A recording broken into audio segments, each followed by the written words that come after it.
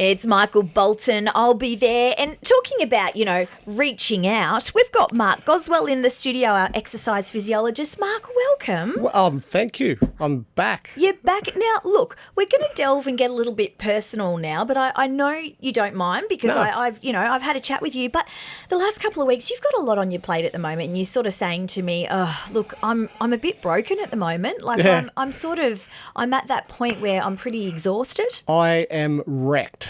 Yeah, it's one of those things where life kind of, every time you wake up, every time you answer the phone, every time you open a door, you just go, come on, really, I've had enough. There's something else there that you've got to deal with. Let's just keep adding to the stack. Yeah, and I think we all have periods, and it seems to come in waves where we have times like that where we go, wow, this is hard. And we thought we'd chat today about the importance of staying on top of mental health, because every single one of us will deal with mental health continuously throughout our lives. Yeah, and I think we're deluded to think that at some point everyone's going to think that the world's full of roses and butterflies and rainbows. Like, it just doesn't happen. It's not realistic. No, it's not realistic. We get confronted with issues that we have to deal with. We get confronted with physical problems, with work problems, with social problems, and it's about acknowledgement is one of the things. So when we talk about, and we see a lot of clients at the other end of the spectrum with post-traumatic stress disorder, mental health, anxiety issues, and you can always invariably come back to control. So the thing that we basically have issues with is that sense of a lack of control.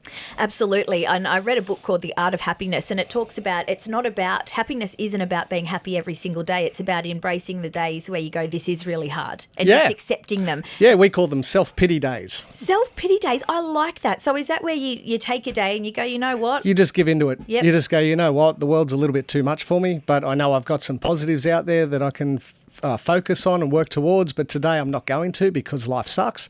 But you basically just realise that it's one day. So you go, it's one day, give into it. You know what, I'm going to cop out from life for a day. I'm going to have a day off because I'm not well.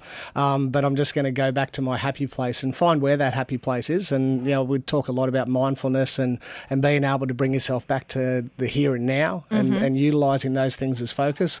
We use, my happy place is obviously with my wife and kids, but also, like, for me, it's golf. For me, it's training. And the other thing that people don't actually understand is when you actually are going through a mental health issue, so whether it be anxiety, depression, anything like that, there is actually a chemical shift within your body. So there are physiological reasons as to why you feel the way that you feel. Yep. And that's why exercise is such a massive component for improving quality of life and improving mental health. So, when we exercise at either a high intensity or we do some resistance training, we actually get a release of dopamine, norepinephrine and noradrenaline. And they're actually three of the chemicals that we know through functional MRIs that the body stops producing when you have significant mental health issues. And Mark, they're the times, which is really tricky, because when you're going through a time where you're really low, that's when you're more inclined to stop talking to your friends. Stop talking, and to stop moving, stop exercising. So what's your tips for people to keep going during those times when you really need them more than ever? Yeah, look, find support. So that's obviously one of the keys. So whether it be an exercise physiologist, whether it be a personal trainer, whether it be someone that just sort of gets you up and about, whether it's a mate, a loved one, a partner. Who might know your triggers or signs knows and go, that you're struggling, and say, look, you need to go for a walk, you need to go for a run, let's go and do some boxing, let's go and go for a ride, let's go for let's go for a swim, go for a surf. Like, it's anything that basically gets you moving, and the body requires that type of movement. So, there's three things that balance us out when we're having a really low time. It's sugary food, which everyone goes for. You go for the ice cream. No, it's not good. Like, if you've got some like some significant mental health issues, and we were to put a block of chocolate and an apple in the fridge, you wouldn't even see the apple. You wouldn't even know that it exists. My husband can walk in from a day away, and if there's me on the lounge with a block of chocolate, he knows goes, about it. Gee, it's going to be one of those pretty days. dodgy tonight. Yeah, so like the key to it is obviously find a passion. So Okay. everyone's got something that they're interested in, and it just has to be something that's associated with movement. And if you can find that, get amongst it and get involved, and realise it's one day. Every day you wake up is a brand new day, and every brand new day is just a way to start.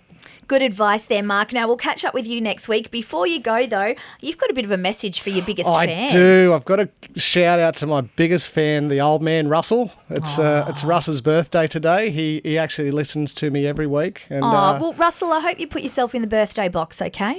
Some great prizes. I'll tell him to get into the birthday box. I'll put you in there for yourself, Dad. There you go. Enjoy, mate. Have a happy birthday. Mark's dad. 2NURFM, a broadcast service of the University of Newcastle.